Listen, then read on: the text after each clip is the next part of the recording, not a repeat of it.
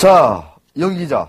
네, 아주 나오는 시간마다 뭐 시간이 없을 정도로 아주 그냥 귀한 얘기들이 많이 나오고 있는데, 자, 오늘은 미국의 자동차 부품회사가 한국에 출자한 지분을 어느 정도 정리한다. 이런 내용을 가져왔습니다.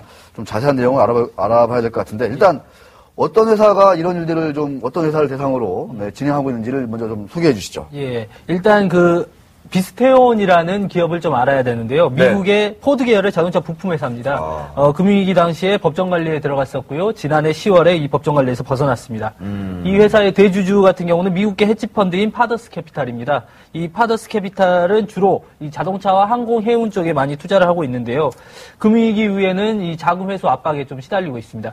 그에 따라서 이 헤지 펀드가 가지고 있던 프랑스 자동차 부품 회사인 발레오 같은 경우는 이미 이 자금 압박으로 사업 부분 일부 매각에 들어갔습니다. 네. 다른 이 비스테온으로 다시 돌아왔어요. 비스테온이 한국의 기업인 한라공조와 덕양산업을 가지고 있습니다. 그래서 이 M&A가 조금 이제 일어날 수 있다. 이런 가능성들이 점쳐지고 있는 상황이었습니다. 그렇군요. 그러던 중에 우리 이영기 기자가 취재한 걸 보니까 덕양산업에서 이해할 수 없는 거래가 있었다. 어떤 얘기입니까, 이게? 1대 주주와 2대 주주 사이에서 시가의 한 10배가량에 달하는 비싼 가격으로 지분 거래가 있었습니다. 즉, 비스테온이라는 대주주가 있었는데, 2대 주주가 비스테온의 지분 1%가량을 시가의 10배를 주고 구입을 한 것입니다. 사실상 말이 안 되죠. 2대 주주 같은 경우는 2008년부터 꾸준히 장중에 장내 거래를 통해서 지분을 매수해 왔고요. 이 1% 정도는 장내에서도 충분히 매수할 수 있는 상황인데 이거를 시가의 10배를 주고 매수를 한 겁니다. 그러니까, 그 뒤에 뭔가 계약이 있을 거라는 추측이 가능하게 만드는 것이죠. 그러니까 8,000원짜리를 이를테면 8만 원 주고 산 겁니까? 그렇죠. 정확하게는 그때 당시 7, 8천 원 정도 하던 거를 73,300원에 거래를 하게 됩니다. 그 거래 목적에는 경영상의 탄력성과 자율성을 보장받기 위함이라고 써놨는데요. 사실 1% 가지고 경영상의 탄력성과 자율성을 보장받는다. 조금 이해하기 어려운 거래였습니다. 네. 그럼 1대 주주가 비스테온이고 2대 주주, 방금 말씀하신 2대 주주가 윤성희 전문인데 이거에 대해서 어떤 입장을 취하고 있는 건가요? 네, 일단 비스테온의 입장을 좀 들어봤는데요. 인테리어하고 이 덕양산업이라는 게 인테리어 사업이거든요. 인테리어 사업인데, 자동차 인테리어 사업인데, 비스테온이 인테리어 사업은 좀 매각한다 이런 소문이 들린다. 이거에 대해서 좀 입장을 정리해달라라고 비스테온에 말을 했었는데요. 그랬더니 비스테온에서 대부분의 비스테온의 현재 글로벌 비즈니스는 우리의 조인트 벤처 기업인 옌평 비스티온으로 통합해 넘길 것이다. 그래서 이제 그러면 덕양산업이 포함이 되느냐라고 물어봤더니 아직 정확히 어떤 사업장을 넘길지는 결론이 내리지 않았다. 2012년까지 확정되는데 지금 특정 사업장을 이야기하기에는 조금 이른 것 같다라고 이야기를 했습니다. 근데 이제 그래서 이제 좀 더 자세하게는 이제 윤성희 전무 측에 물어봤는데요. 그러니까요. 어제 전화 통화를 했었는데 이걸 물어보려고 하니까 급하게 회의가 있다고 끊더라고요. 그래서 1시간 있다고 전화를 준다고 했는데 그 이후부터는 계속 연락이 안 되고 있습니다. 제 전화를 피하고 있고 오늘 아침에도 피하고 있는데 이거 보시면 좀 연락 좀 부탁드리겠습니다. 회사 측에서는 대주주 간의 거래라 정확한 사정은 알 수 없다라고 답이 왔습니다. 대주주 간의 거래다. 양측의 입장은 아니고 일단 한 측의 입장인가요? 들어봤는데 증권시장에서는 이거에 대해서 어떻게 보고 있는 건가요, 지금? 현재 이 거래는 좀 이해할 수 없는 거래다라고 얘기를 했는데요. 이쪽 M&A 쪽에 좀 능통한 사람의 얘기를 들어보니까 이 정도면 1대 주주와 2대 주주 사이에서 충분한 합의가 있었다고 볼 수 있다. 이거 거래를 봤을 때는 아무래도 당연한 얘기겠지만 비스테온보다는 사는 사람의 욕구, 즉 2대 주주 윤성희 전무의 욕구가 더 크지 않았을까 본다라고 대답이 돌아왔는데요. 실제 이 2대 주주인 윤성희 전무 같은 경우는 창업주의 아들입니다. 즉 비스테온이 IMF에 이 덕양산업을 가져갔었는데요.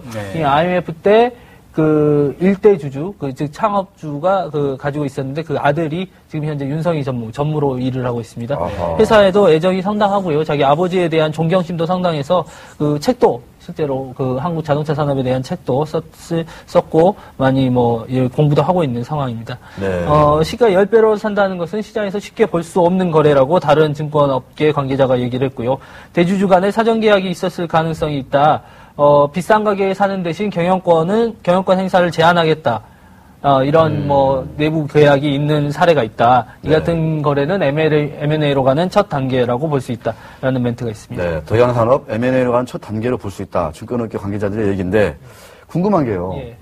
예를 들어서 지금 10배 정도의 지분 이동했는데 50% 가지고 있는 비스테온은 일단 중국 법인으로 지분 넘기겠다. 이런 입장이고 이대주주인 윤성희 전무임씨인가요? 네, 그분은 그러면 내가 이렇게 비싼 돈을 주고라도 일단 내가 구속력 있게 그 지분을 내가 가져올 수 있는 권리를 내가 갖겠다. 뭐 이렇게 좀 해석할 수 있는 건가요? 예, 그런 식으로 해석이 가능하고요. 일단 이 중국으로 왜 넘기느냐도 다시 한번 봐야 되는데요. 그러니까요. 비스테온 같은 경우는 중국으로 넘겨서 이 인테리어 사업을 전체적으로 매각하겠다라는 것이 이 어떤 뭐 목표입니다. 그러니까 인테리어 사업은 지금 사업성이 떨어지기 때문에 공조 사업만 가져가고 인테리어 사업은 매각하겠다는 건데 매각의 방식이 하나하나 매각하는 것보다 이 중국에 있는 이 기업에 모른 다음에 이 기업을 매각하겠다. 이 방침이 지금 비스테온에 나온 거고요.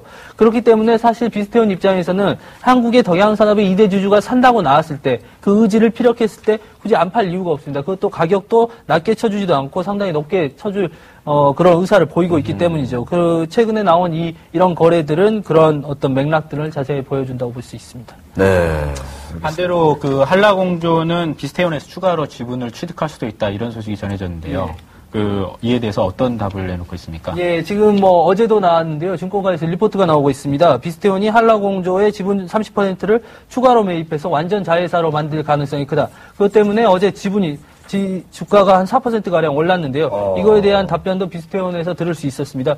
비스테온은 이 추가로 지분을 매입한다는 것은 있을 수 없다. 이거는 시장의 스페큘레이션, 즉 가정이고 낭설일 뿐이다라고 이야기를 했습니다. 자기는 한 번도 이야기를 하지 않았다고 합니다. 그리고 실제로 비스테온을 추가로 매입한다고 하더라도 비스테온이 이걸 시장에 흘릴 이유는 아무것도 없습니다. 이거 보니까 미국의 뱅크 오브 아메리카 애널리스트가 이런 가정 시나리오 하나 썼더라고요. 그것들이 한국에 좀 와전되지 않았나 이렇게 추측해 봅니다. 네, 알겠습니다.